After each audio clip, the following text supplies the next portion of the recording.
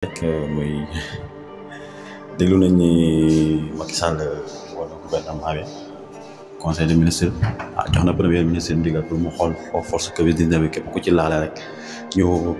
teg la ci yoon. waa baax na loolu na am suivi rek parce que alalu askan bi la askan bi dañoo sonnoon pour dajale ko ku nekk sa dangaa jaay sa daxaar jaay sa dem dajale pour la ndax tiitoon nañ bañ feebar bi law ci réew mi ñun ñëpp ku nekk jaay sa doole pour Sénégal duñu am loraange bu metti googu feebar bi duñu lor bu metti waaye nag malheureusement suñu nguur yi xam ni moom xooluñu loolu ay tan lañ métti rek la ñuy wër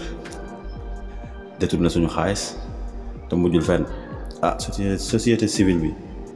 waaw parce que jar naa ñaxtu de képp kuy société civile sa réew ñor la Covid 19 bi tiite loolu la ñi ci wax nii war nga taxaw def manifestation rassemblement